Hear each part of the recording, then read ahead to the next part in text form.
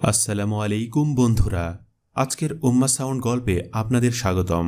আর আপনারা আছেন উম্মা সাউন্ড চ্যানেলে।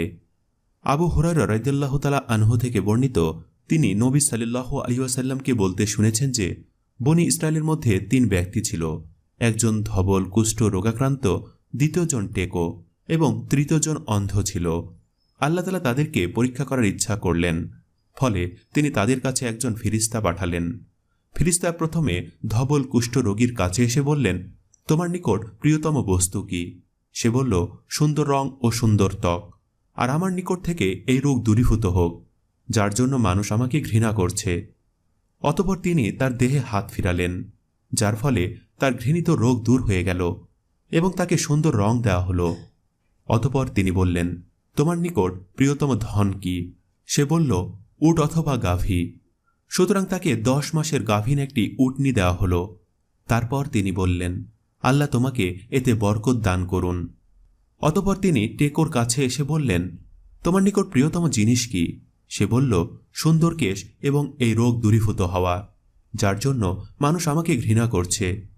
অতঃপর তিনি তার মাথায় হাত ফিরালেন, যার ফলে তার সেই রোগ দূর হয়ে গেল এবং তাকে সুন্দর কেশ দান করা হলো।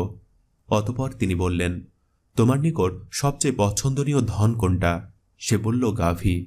সুতরাং তাকে একটি গাভীন গাই দেওয়া হলো এবং তিনি বললেন, আল্লাহ এতে তোমার জন্য বরকত দান করুন। অতঃপর তিনি অন্ধের কাছে এলেন এবং বললেন, তোমার নিকট প্রিয়তম বস্তু কি?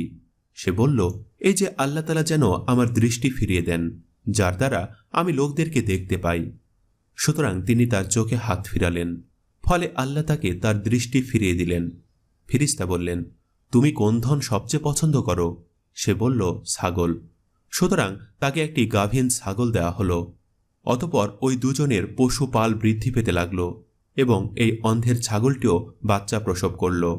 ফলে এর এক উপত্যকা ভর্তি উট, আর এক উপত্যকা ভর্তি গরু এবং এক উপত্যকা ভর্তি ছাগল হয়ে গেল। পুনরায় ফেরেশতা কুষ্ঠরোগীর কাছে এলেন এবং বললেন, আমি মিসকিন মানুষ, সফরে আমার সকল পাথেয় শেষ হয়ে গেছে। ফলে সব দেশে পৌঁছানোর জন্য আল্লাহ অতঃপর তোমার সাহায্য ছাড়া আজ আমার কোনো উপায় নেই। সেজন্য আমি ওই সত্তার নামে তোমার কাছে একটি উট চাচ্ছি, যিনি তোমাকে সুন্দর রং ও সুন্দর ত্বক দান করেছেন, যার দ্বারা আমি আমার এই সফরের গন্তব্যস্থলে পৌঁছে যাই। সে উত্তর দিল যে, বহু অধিকার ও দাবি রয়েছে। এ কথা শুনে ফেরেশতা বললেন, তোমাকে আমার চেনা মনে হচ্ছে। তুমি কি কুষ্ঠরোগী ছিলে না? লোকেরা তোমাকে ঘৃণা করত। তুমি কি দরিদ্র ছিলে না? আল্লাহ তাআলা তোমাকে ধন প্রদান করেছেন।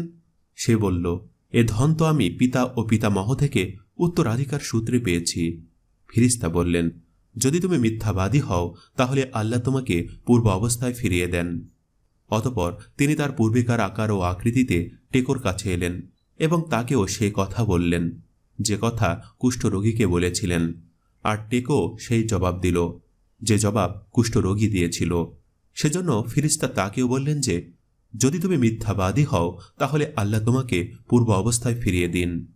পুনরায় তিনি তার পূর্বেকার আকার ও আকৃতিতে অন্ধের নিকট এসে বললেন যে, আমি একজন মিসকিন ও মুসাফির মানুষ, সফরের যাবতীয় পাথেয় শেষ হয়ে গেছে।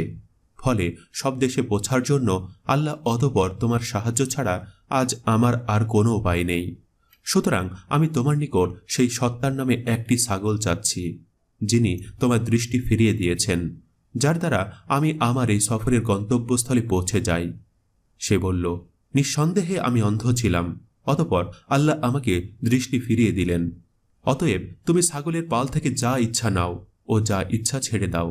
আল্লাহর কসম, আজ তুমি আল্লাহ আজ্জা ও আজ্জাল্লার জন্য যা নেবে, সে ব্যাপারে আমি তোমাকে কোনো কষ্ট বা বাধা দেব না। এই কথা শুনে ফেরেশতা বললেন, তুমি তোমার মাল তোমার কাছেই রাখো, নিঃসন্দেহে তোমাদেরকে পরীক্ষা করা হলো। ফলে আল্লাহ তাআলা তোমার প্রতি সন্তুষ্ট এবং তোমার সঙ্গী দ্বয়ের প্রতি অসন্তুষ্ট হলেন। প্রিয় দর্শক, আজকের গল্প এই পর্যন্তই। এই গল্প থেকে আপনি কি শিক্ষা লাভ করলেন সেটি জানিয়ে কমেন্ট করবেন। আর নিয়মিত ইসলামিক গল্প পেতে উম্মাহ সাউন্ড চ্যানেলটি সাবস্ক্রাইব করতে ভুলবেন না। ধন্যবাদ।